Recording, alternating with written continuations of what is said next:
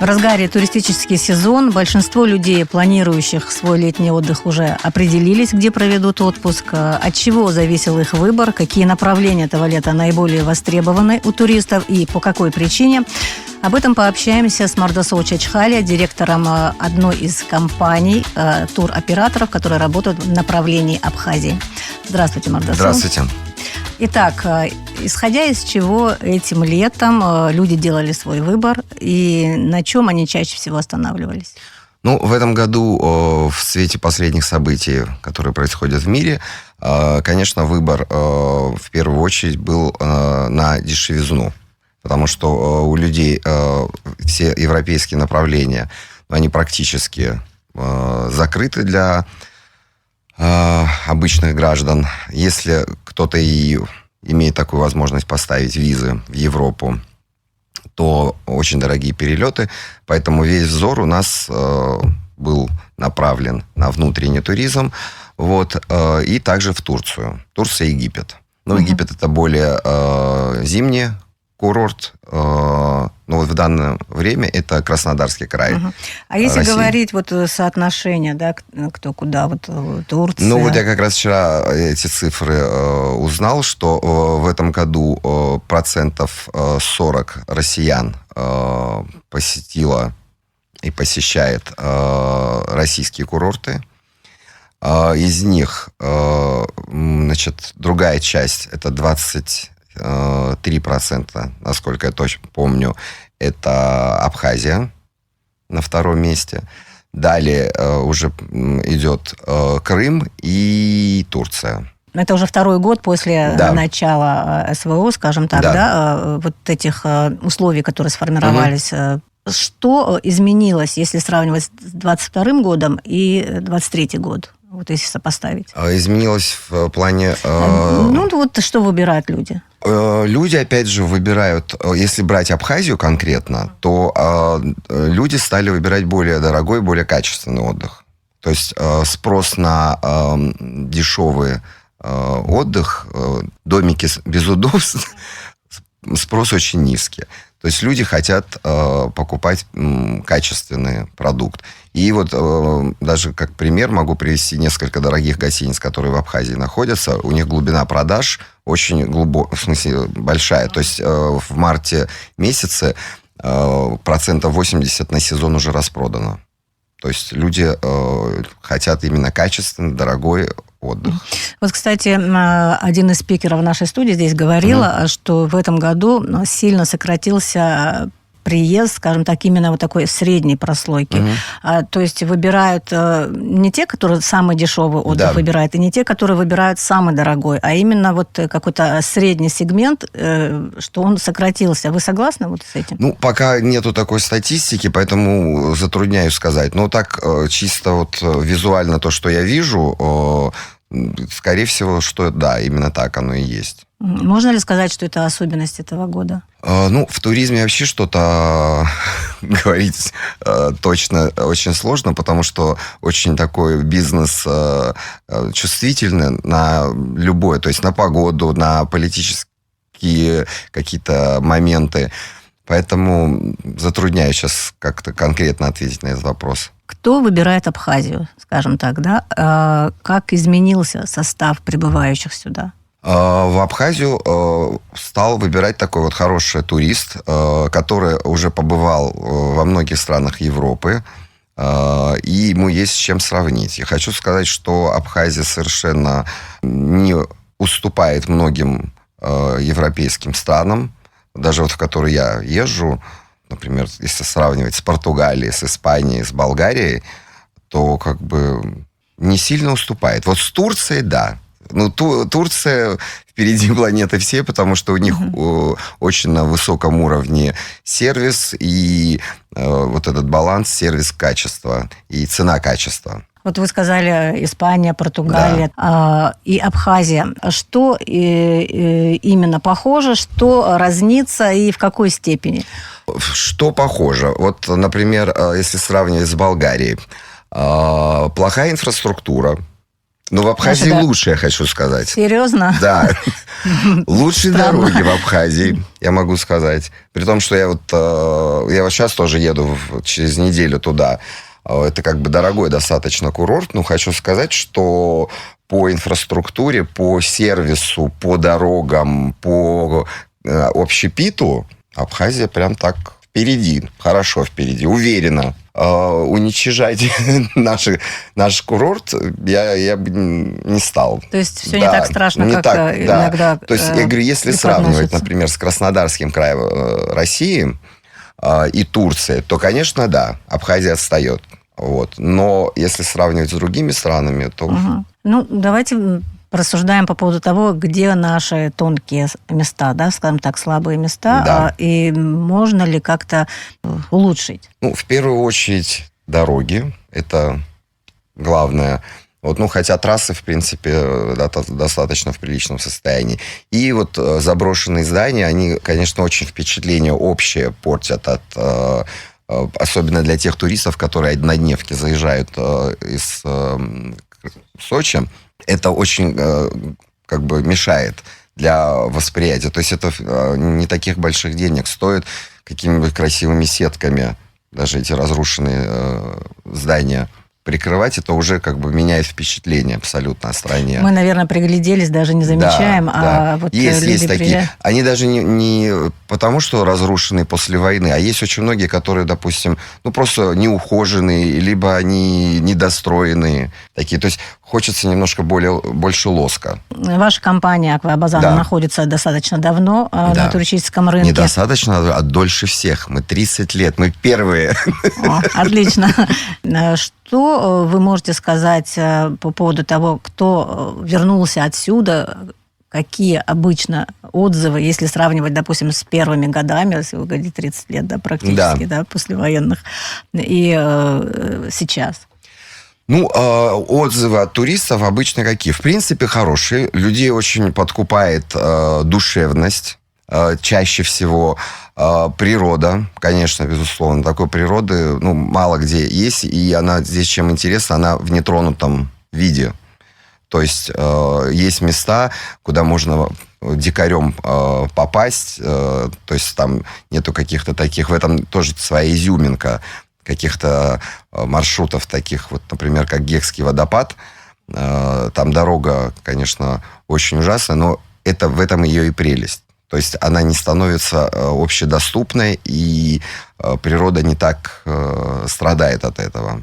В этом тоже свой плюс есть, конечно. Ну, мы тут часто вот в нашей программе рассуждаем о сервисе, о том, как его повысить, в чем мы сильны, в чем мы слабы, и как нам нужно усилить. Фокус внимания вообще абхазцам, которые работают в сфере услуг, обратить просто на Апсора. Больше ничего не нужно. Никаких отдельных знаний, обучения, ничего не... Просто нужно уважить гостя, и все. Серьезно? Конечно. Каждый, конечно, ищет своего, но мы же пытаемся спектр услуг расширять. Допустим, тот же оздоровительный туризм, да.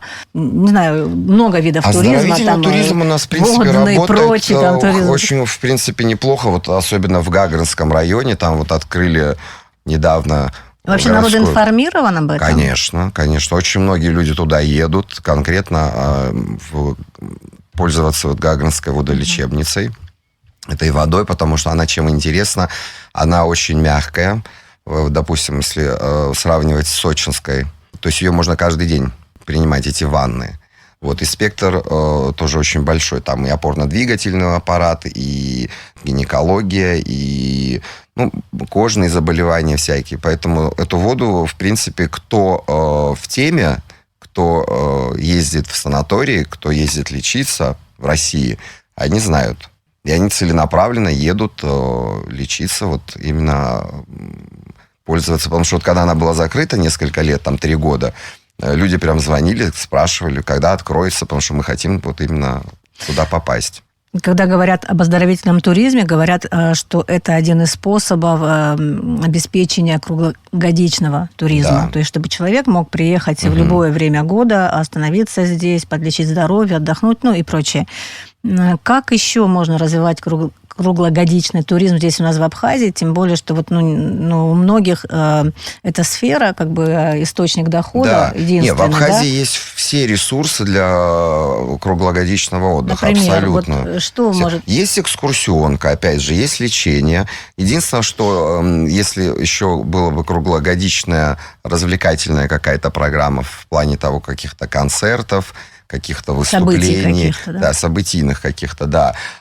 И, конечно, очень часто, вот, например, гостиницы, где есть бассейн, крытый в межсезонье, это, конечно, большущий плюс, потому что эти гостиницы, они востребованы круглый год. Ну, вот такие, например, как Амра Спа или Амза, это вот, реконструированные новые отели, там, где подогреваемый бассейн, то есть это фактически круглогодичный отдых. Что еще можно сделать для того, чтобы события... Экскурсии. Потом достаточно богатая программа в театре. В театре и в одном, и во втором. Я вот каждый раз, когда сюда приезжаю, я всегда хожу и в один, и в другой театр. В принципе, людям это очень интересно. Но, опять же, это кто живет, туристы, которые находятся в Сухуме. Да. Кто находится в Гагре, в Пицунде, там, конечно, в этом плане тяжело. Потому что вот мы, например, группы, когда привозим, это мы их прям по часам, мы им развлекательную программу расписываем. То есть мы их куда-то возим. Иногда даже привозим в Сухум на какие-то спектакли. Вот. Ну, в основном это, конечно, в межсезонье это экскурсионка. Вот. А все остальное мы уже как бы на свое усмотрение, в зависимости от того, что группы хотят. Мы делаем мастер-класс по абхазской кухне. Допустим, что еще, какие там интересности бывают у нас. Ну, в горы это как бы, все это как бы такие проторенные маршруты, это все как бы везде возят. Да. Ну, если вот, допустим, человек работает на туристическом объекте, имеет туристический объект, то есть у него должен быть бассейн, как минимум, зимой, чтобы кто-то приехал. Это хорошо, да. То есть это как бы повышает, увеличивает курортный сезон. Что еще нужно ему сделать для того, чтобы привлекать не только летом, но и межсезонье людей? Фактически, вот, допустим, если брать ноябрь месяц, когда погода еще теплая, но уже не купальный сезон. Вот опять же, это вот бассейн, то есть человек приезжает что? На солнце полежать, поплавать. Вот. А все остальное, в принципе, в Абхазии в большом количестве. А у нас вообще есть. Популярно вот это направление как продвижение, скажем так, да, своего объекта, своего там какого-то там... Продвижение в... Рекламы, да, вот, конечно. допустим, с турагентами, с компаниями, операторами и так далее, и так далее. Да. То есть это, на каком это все уровне? Могли бы просто рассказать? На хорошем уровне. То есть продвижение, очень многие гостиницы, они имеют свои странички в соцсетях. Вот, хотя в России они сейчас не очень хорошо работают, но тем не менее народ пользуется очень хорошо этим. И они и продвигают, и реклама идет. То есть люди, которые, можно сказать, продвинутые, они как бы в этой теме очень хорошо. То есть нету такого какого-то отставания, например, от других стран абсолютно. Я даже могу сказать, что по каким-то моментам здесь вот даже вот наши ребята, с которыми мы работаем, там и по рекламе, и по СММ, это все они из Абхазии. А вот что вы думаете о объекте Пицунда, курорт Пицунда? Курорт Пицунда. Да. Где-то там что-то устарело, где-то что-то отремонтировали. Отвечает ли вот этот объект и условия, которые там есть, тому, чтобы современным требованиям туристов корпуса, наших? которые отремонтированы, они вполне отвечают. Вот там самая главная природа. Это кто что ищет. Сосновая. Да? Кто что ищет, кому какой отдых нужен. Там, в принципе, опять же, там нету такого отдыха, вот, например, в сезон, чтобы там было как-то скучно. Там и дискотеки, там и бары, там и кафе, там и постоянно концерты органной музыки. В Пицунском храме постоянно какие-то концерты проходят. Поэтому чем заняться вечером там вполне есть. Что вы думаете о развитии в туристическом отношении Восточной Абхазии, восточной части Абхазии? Это наша боль, потому что мы туда хотим продвигаться. Но, опять же, даже Сухум, из-за того, что он находится далеко от аэропорта Сочинского, он в последнюю очередь сюда приезжают туристы. То есть начинает как бы народ начинает загружаться, начиная с Гагры. И то есть уже когда все уже занято, уже народ приезжает в Сухум. Ну и, соответственно, в ту часть также. Мы очень надеемся, что в следующем году откроют аэропорт, и та часть станет свести. Ну, вот, кстати... Но там, конечно, очень не хватает пока инфраструктуры и достаточного количества гостиниц. Там есть, но они... Вот Тамыш Виллидж есть в Очимчире, он года 3, по-моему, работает. Да. Потом там... Есть запросы на объект? Есть, но очень мало. То есть, в основном мы туда людей... Ну, не насильственно. На экскурсии? Нет, в смысле, мы туда рекомендуем ехать людям. То есть, естественно, это еще часть Абхазии не раскрученная. То есть, она не на слуху у туристов. Ну, вот мы как-то говорили, что есть запросы на Аткварчал, посмотреть. Там своеобразная, посмотреть, наверное... да. Просто как бы поехать там в Акармару, где вот этот заброшенный город там и так далее. Это такие, как экскурсионные, да. Но ехать и жить, отдыхать. Ну, кстати, вы в курсе, не знаю, 16-этажный комплекс туристический открылся в Очимчире буквально вот в прошлом месяце? Нет. Не в курсе. Да, отремонтировали. Ну вот старый, который был. Да, он был, его на берегу, который стоял. Да. Нет, я не в курсе. В смысле, я знал, что он его ремонтирует. То есть туда еще вы народ не отправляли, пока нет никаких отзывов. Да. Потом надо не забывать, что вот такие места, как Очимчира, это туда едут в основном 95%, могу с уверенностью сказать, это туристы на один раз. То есть они туда поехали, второй раз они туда вряд ли вернутся. Вот именно в ту часть. Потому что там все-таки пока не хватает инфраструктуры достаточно полной. Но в любом случае с чего-то начинать надо, потому что там вот, уже достаточно давно гостиница «Самшит» работала. Туда все равно народ приезжал. Особенно туда любили приезжать люди, как раз, которые пользовались водолечебницей в Кингах. Да. Кстати, вот этот объект тоже достаточно... люди, наверное, знают о нем, да. Кто вот хочет лечиться, они прекрасно знают эту воду, потому что она очень отличается от Гагринской, от Сочинской и так далее. И кому подходит именно грязь и вода в Кингах, они вот конкретно туда и едут раз в год. Но это, опять же, такой очень узкая прослойка туристов. А как вы представляете себе развитие этой части Абхазии в туристическом смысле, вот если есть вот такие сложности? Вот вы сказали, связываете с логистикой, с аэропортом в основном. То есть, вот смотрите. Вот эту взаимосвязь я хотела бы, чтобы вы более четко обозначили. Например, человек прилетел в Сочи, он купил билет за 7 тысяч рублей. Такси, например, до Сухума стоит 5 тысяч рублей в одну сторону. Вы понимаете, знаем. Да? Уже как бы до Очимчира или до Тхуарчала это будет еще дороже. То есть, народ... Не все туда готовы поехать. То есть туда может поехать... Даже не просто деньги, но еще и время. Время. Это же, ты столько времени тратишь пересадки на дорогу. То есть сейчас лететь, допустим, если из Москвы, почти 4 часа, плюс еще 2 часа до Сухума, уже 6 часов. Это, утомительно. А если ты с детьми едешь, это совсем утомительно. Вот. Поэтому мы очень ждем, когда будет аэропорт. Вот. И мне кажется, уже когда будет аэропорт, эта часть Абхазии моментально, 1-2 нужен будет. То есть вы считаете, что прям сильный такой импульс? Конечно, это очень важно. Вот вы, кстати, упомянули сейчас, что люди с детьми приезжают. У нас вообще предпочитают семейный отдых здесь проводить, спокойный, или все-таки... у нас, к сожалению, люди же некоторые хотят развлекаться, во время отдыха, а некоторые, наоборот, хотят тишины. Да, у нас, к сожалению, нет такого достаточно хороших гостиниц, которые готовы принять, например, как турецкие гостиницы, все включено, с детьми приезжаешь, детей отдаешь специально обученным няням и забыл. И ты отдыхаешь. Такого, к сожалению, в Абхазии практиковали, но почему-то у нас как-то это не заходит. Не знаю, с чем это связано. Ну, по-моему, там у нас один или парочка отелей есть, которые все включено, но не знаю, касается ли это детей. Ну, да, там вот все включено и дети, там как бы это не совсем все одинаково. То есть там должна быть инфраструктура для детского отдыха, там те же водные горки там и так далее. В Гагре есть, но это как бы обособленно, это просто аквапарк. То есть на территории гостиниц пока не предусмотрено. Но почему любят сюда с детьми ехать? Потому что экология чистая, поэтому сюда и любят ездить.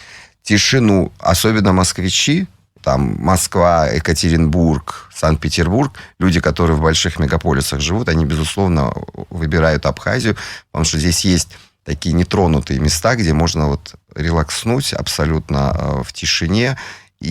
А кто приезжает и кому нужен активный отдых, это в основном регионы такие вот, которым, ну, из маленьких городков, которые приезжают, им хочется вот во время отдыха такой вот активный ночной образ жизни вести. Ну, я сейчас касаемо молодежи, я имею в виду. Что касается ночной жизни в Абхазии в этом смысле вообще... Тишина. Да. Вот, может быть, в этом своя прелесть тоже есть. Потому что люди высыпаются и полноценно отдыхают. Ну, да. Кто что как бы ищет. И, видимо, приезжают те, которые и хотят отдохнуть от там городской суеты и прочее. Куда следует развиваться туриндустрия Абхазии? Вот мы уже, вернее, упомянули о том, что компания ваша давно на рынке, что у людей предпочтения, возможно, они меняются, да, и на что следует делать акценты, вот если взять вот так, проанализировать ситуацию немного? В первую очередь, опять же, это дороги. Потом, если брать такое уже как бы обязательно страхование должно быть. Медицина должна быть очень хотелось на хорошем. Чуть подробнее на этом остановиться. Ну, давайте. Там же сложности, да, какие-то в страховании. Почему-то уже много лет ведется об этом разговор, но... Ну, к сожалению, в Абхазии нету такой медицинской базы, удовлетворяющей полностью страховые компании. Поэтому мы обычно туристов, которых страхуем, мы страхуем российскими страховыми компаниями. Там у них есть некий люфт, перевязать ногу, руку, там, перелом. Это можно делать на территории Абхазии. Все остальное делается на территории уже Краснодарского края. Более серьезно, тяжело. Да. То есть эти все договоренности есть. У нас мы всех туристов страхуем. У нас 2 страховки. Мы делаем не российскую страховку, медицинскую и абхазскую страховку от несчастных случаев. Ну, бывают, к сожалению, такие... Происшествия на отдыхе бывают. На отдыхе, да, с летальным исходом. И в этом смысле абхазские страховые компании, они как бы очень четко все выполняют. Но, опять же, не более. Потому что нам нужно в этом смысле поднимать на более высокий уровень обслуживания именно медицину. Ну, что еще, вот если продолжать вот в контексте того, куда развиваться, что менять для того, чтобы больше... Ну, менять я не знаю, что я бы обратил бы внимание на дорогу, на чистоту, на общий вид и, конечно, на клиентоориентированность. И причем клиентоориентированность даже не столько обслуживающего персонала в отеле, хотя это тоже, а просто местного населения. Потому что я не говорю, что все, но бывают такие случаи, когда туристов кто-то может обидеть. Вот. Ну, это должна быть политика на уровне государства. Вестись, что люди, которые приезжают к нам, это наши деньги. Как бы если человек не понимает совсем, чтобы он воспринимал, что это заработок, который, естественно, нужно с ними вести себя корректно. Понятно. Надеюсь, услышат все, кто заинтересован в развитии туризма, вашу точку зрения. Спасибо вам за интервью. Спасибо вам. До свидания. И я напомню, что мы говорили с Мардасоу Чачхалия, директором одной из компаний туроператоров, работающих в направлении Абхазии, о том, какой турист выбирает нашу республику для своего отдыха и какие факторы при этом оказываются решающими. Турбаза. Все о курортном и туристическом бизнесе Абхазии на радио